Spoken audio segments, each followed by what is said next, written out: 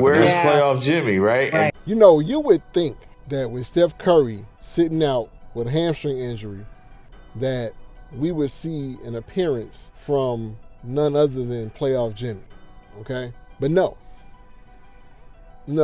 And that's been my ongoing problem with Jimmy Butler, even back with the Miami Heat. When you think about it, like the lack of consistency when it comes to these like historical performances. Like when we know that you can do so much, but yet sometimes you act like you can't do it at all. Like the passiveness, shooting only 13 times yesterday. When Steph is out, you should have shot 20 to 25 times, honestly. I'm just saying, we need more production. We really got to start, I wonder what Steve Kerr is actually telling him. Like, is this a Jimmy issue? Like, he doesn't know when he wants to be aggressive or not? Or is this a coaching issue? I seem to think it's a Jimmy issue, It seems like he second guesses himself so many times. He gets way in the paint sometimes and just will dribble out, and pass. Get to the paint, give somebody a bump. They don't bite on the pump fake. He don't try to do nothing. He kicks it right back out. If the Warriors have any chance of winning, outside of production from other players, we're going to need Jimmy Butler to be playoff Jimmy. We're going to need some killer performances. We're going to need you to average at least 25 points a game, minimum. We're going to need one of those quintessential 40-point games just to overcome the hump, just to give Steph Curry more time to rest in order for this to really work, in order for y'all not to be out of this second round. And last night wasn't a good indicator, You did a lot of good things right, but the aggressiveness on offense is what I'm speaking about.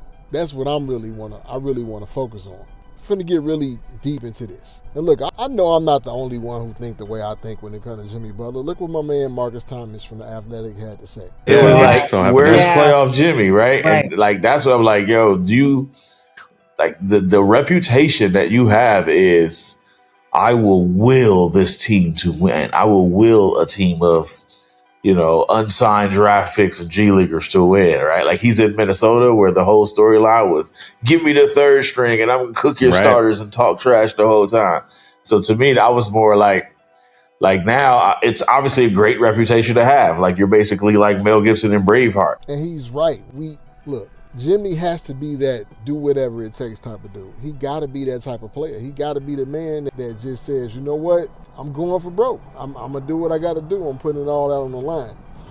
Now, if he's limited once again, I don't know what we're going to do. I don't. Now, my hope is that Kuminga really rises to the occasion. I think Steve Kerr can really see his value now.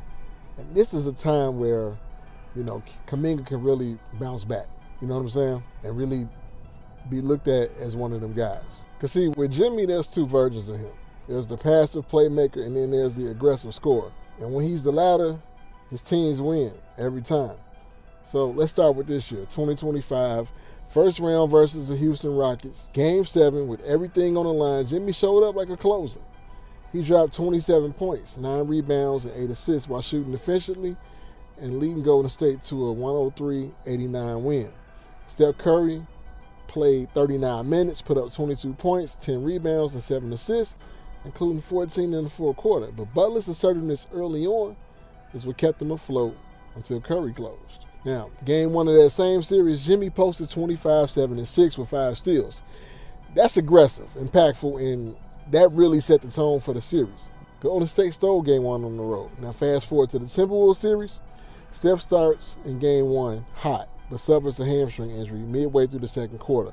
Finishes with 13 points in 13 minutes, but it's Jimmy who carries them the rest of the way. He dropped 20 points, 11 rebounds, and 8 assists, and Golden State wins 99-88 in hostile territory. Now, game 2, no Curry, and Butler does not go into takeover mode. He scores just 17 points, and the Warriors get blown out by 24. Now, when Jimmy isn't aggressive, the team collapses.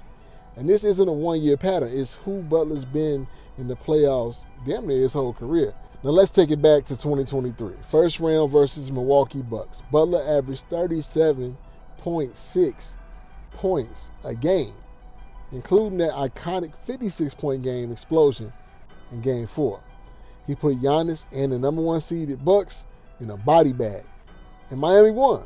Now, Eastern Conference Finals versus Boston, Jimmy still led the team, averaging 24.7 points, 7.6 rebounds, and 6.1 assists, and was named Eastern Conference Finals MVP. Aggressive Jimmy equals wins. Or we can even go all the way back to 2020 in the bubble. Jimmy led the Heat to the finals, averaging 21.2 points, 6.5 boards, and 5.8 assists. But the moment that stamped his name, playoff Jimmy, Game 5 versus LeBron's Lakers, a 35-point triple-double to force a Game 6. That's playoff Jimmy in savage mode. So let's put the data on the table. All right, y'all got to see this. Butler's points per game result 2023 versus the Bucks. Once again, 37.6. Heat win 4-1. 2023 versus the Celtics, 24.7 points. Heat win 4-3. 2025 versus the Rockets, Game 7, 27. Warriors win. Now, 2025 versus the Wolves, you see he had 20. Second game, 17. Warriors lose. So are we seeing the pattern here? Like when Butler scores 20 or more, his teams mostly win. And when he doesn't, the results get kind of shaky. So bottom line, playoff Jimmy is real, but only when he chooses violence. When he's passive, just trying to facilitate, it's not enough.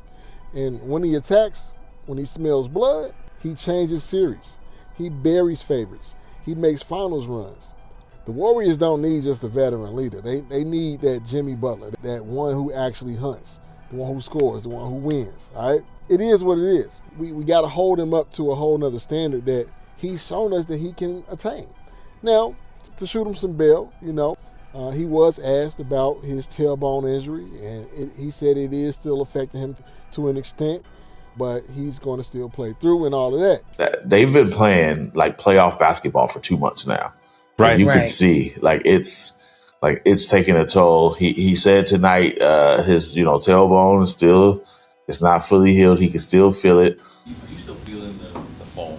Yeah, for sure. But believe it or not, Domino coffees and kids make it all better.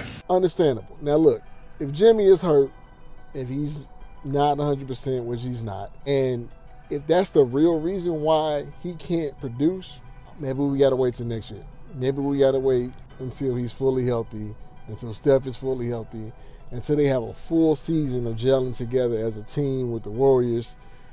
But you see last night, Jonathan Kuminga came in, 18 points on 8 of 11 from the field, 26 minutes of play. When you get that boy some play time, results. That's all I'm saying. But playoff Jimmy, we need you to return. We need you to jump into that phone booth like Superman and come out with the cape on. For real. You got to. Do this for your boy. Do this for Steph. All right? Let me know what y'all think. It's your boy Carl Anthony for Dual Season Hoops. Peace.